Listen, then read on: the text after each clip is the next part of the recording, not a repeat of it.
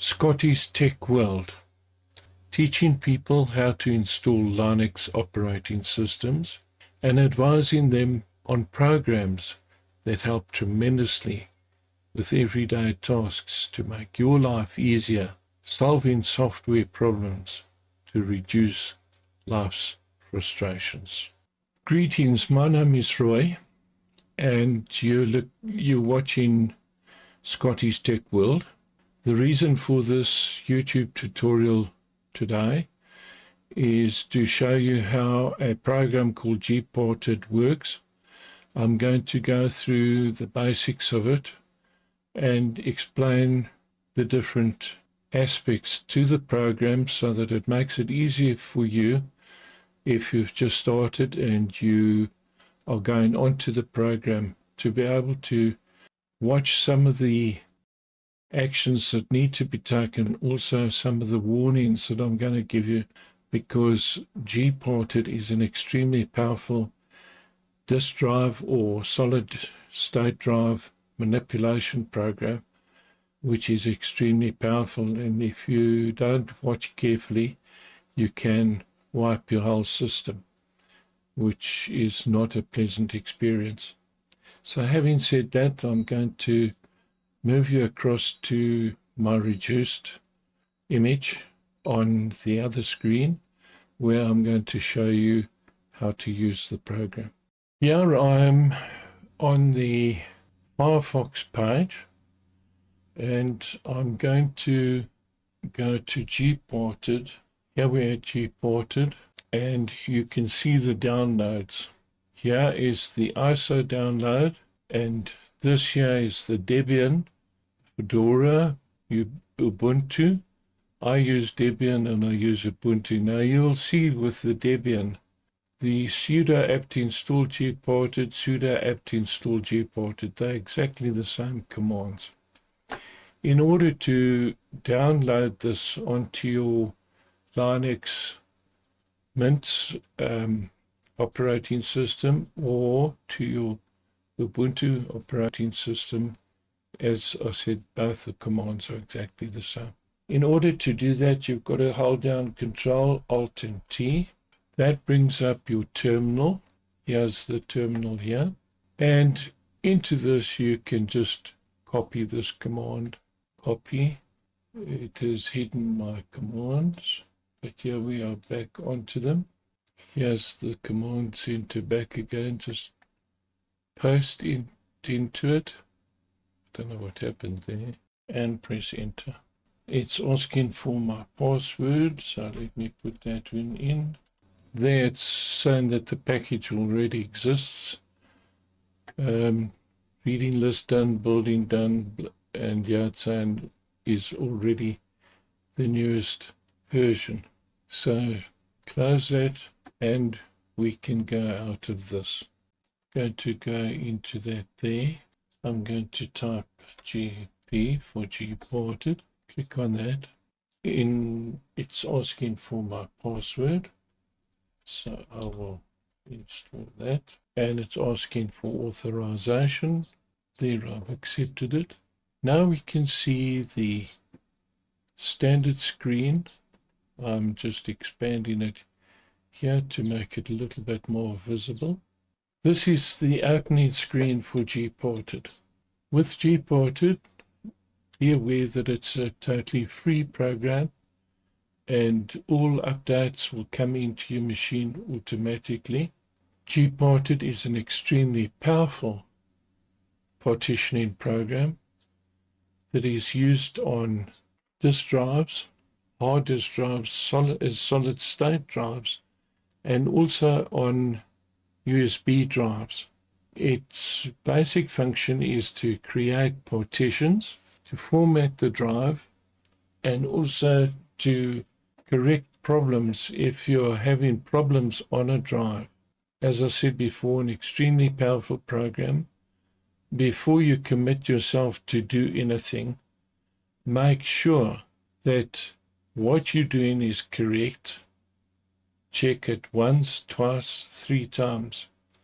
Because if you make a mistake, you can accidentally wipe your boot drive or your main disk drive, which is something you don't want to do.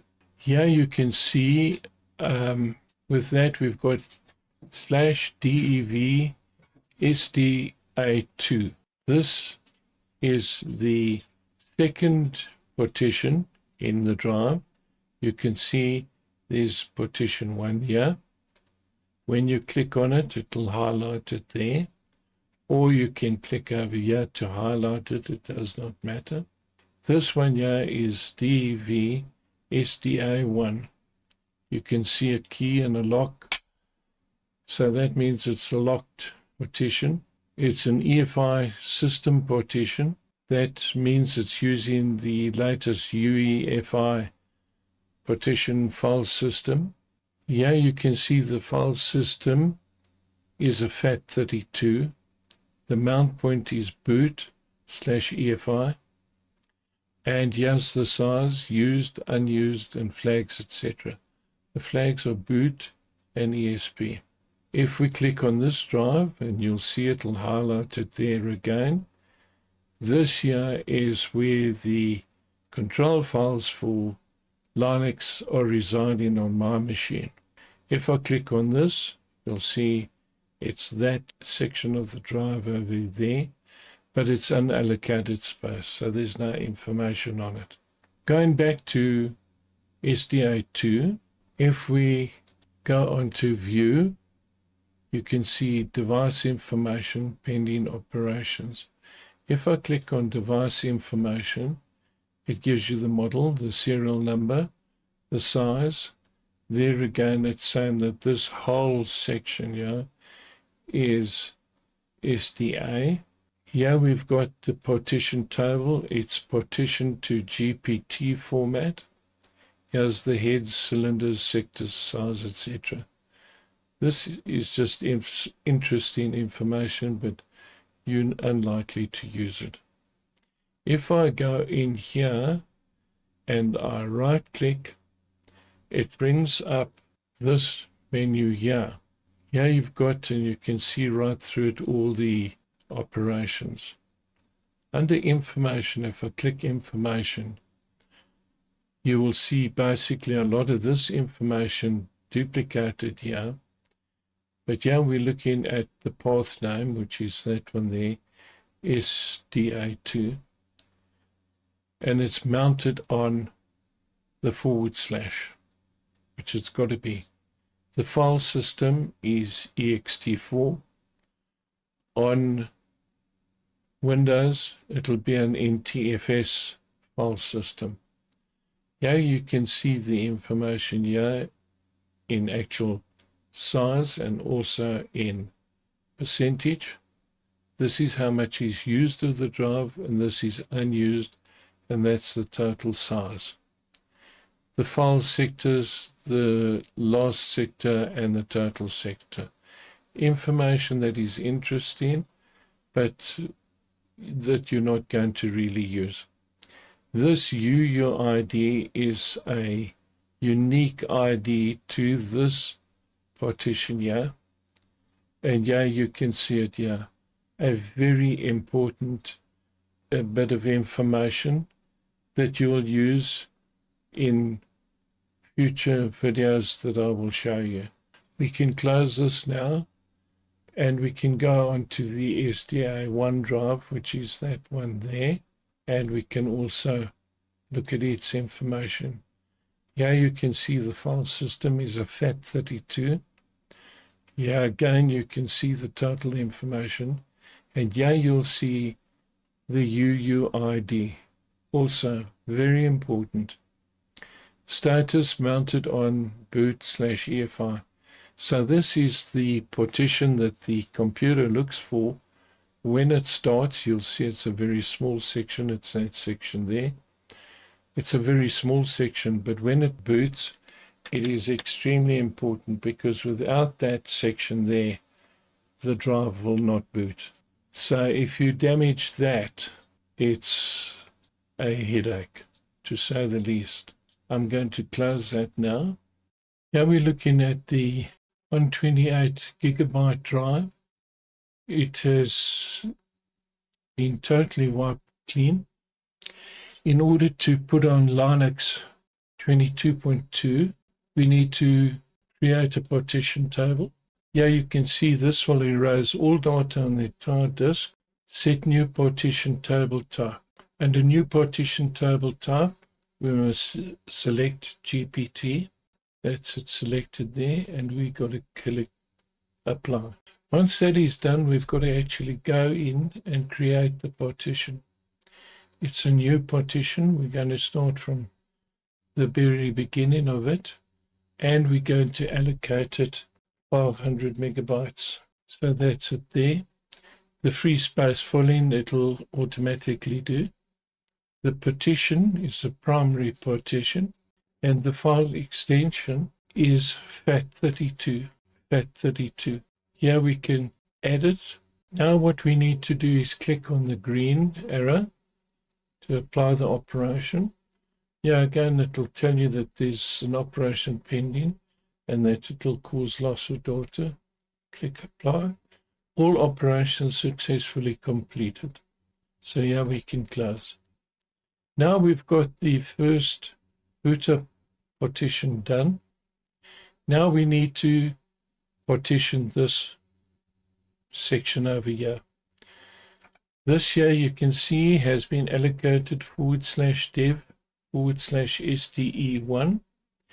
This one now, once we have done this operation, it'll be /dev/SDE2. Go back onto partition, new. We want to start from the empty space, using up everything that's available. The partition is a primary partition again. The file system is ext4, which is used predominantly for Linux distributions. The only difference is here, we've got to put that in there because that is now the root partition over there. That needs to be there for the system to work properly. Click on add. Yeah, you'll see it's the new partition getting ready for it. Click on the button there. Same warning applies again. Apply. Yeah, you can see that the operation is taking place. All operations successfully completed. Close that. Now you'll see that we've got that one there as well. So you'll see SDE1, SDE2. This partition here is where the operating information from the Linux Mint will be located. Having said that, you must understand that this has been a background to what happens when you install an operating system, whether it be Linux or whether it be Windows. The partitions are done predominantly without your help, but it is good to know exactly what is going on. So if you have any questions regarding this, please feel free to send me an email and I will respond as quickly as I can to help you with this. We can now close this down. To do that, we just go into there, and there, now we're onto the base screen again.